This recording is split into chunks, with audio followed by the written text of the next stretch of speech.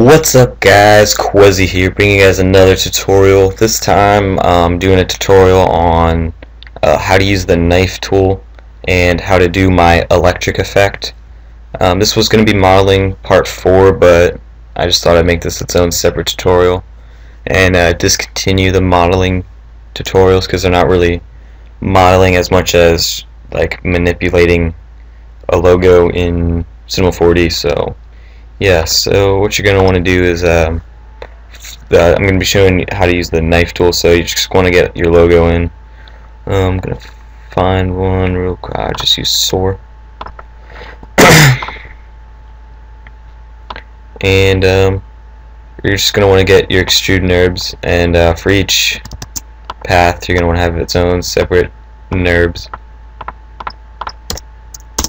And I'm just going to do my usual setup with 70 depth, fillet cap, 1 centimeter, and that is not 70. There we go.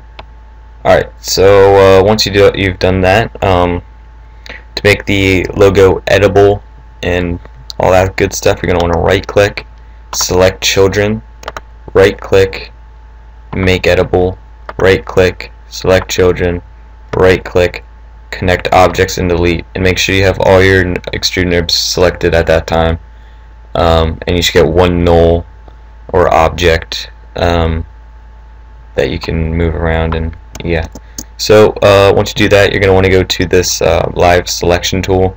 It's the mouse in the orange circle, and then go to the cube with the square filled in. And I'm using Cinema 4D R14, so I don't know if the settings are different in R13 and R12, but this is just how I know how to do it for R14. And then you're going to want to right click somewhere on your logo or wherever and go to knife.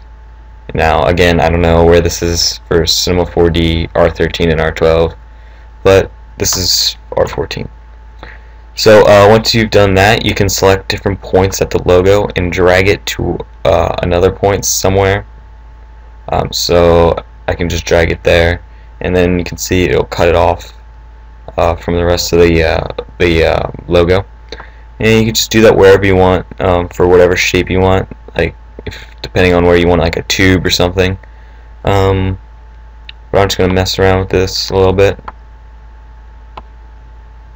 And yeah, alright, that's good enough. But yeah, you can do it to everywhere on the logo, so yeah. And once you've done that, go back to the select tool or selection tool and just click whatever panels I guess you want to extrude inwards. So just like hold shift and select what you want.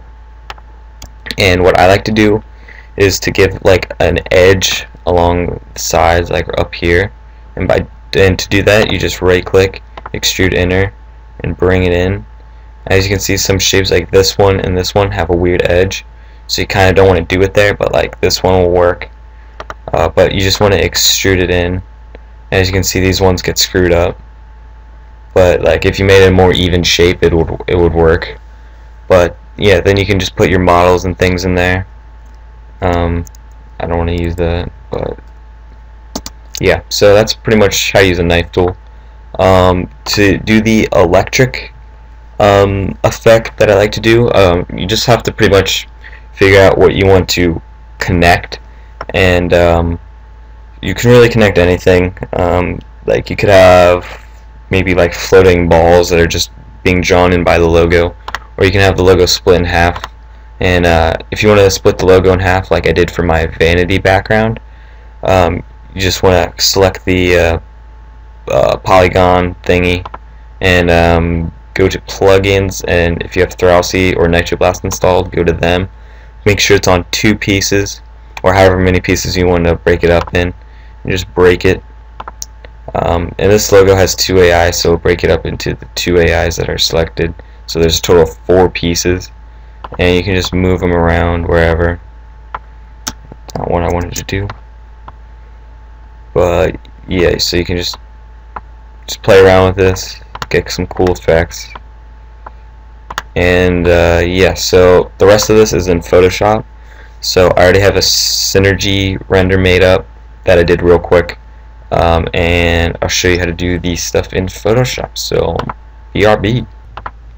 Alright, so now once you're in Photoshop and you have your render set up, you're just going to right click it, make sure it's rasterized, and you want to do all your texturing and like adding your gradients and all that good stuff first, and I have your CC ready.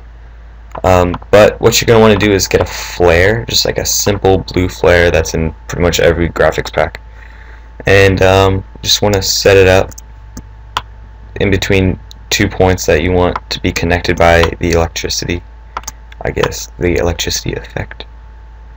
So I'm going to do that, duplicate it by using Control J, and that's about good.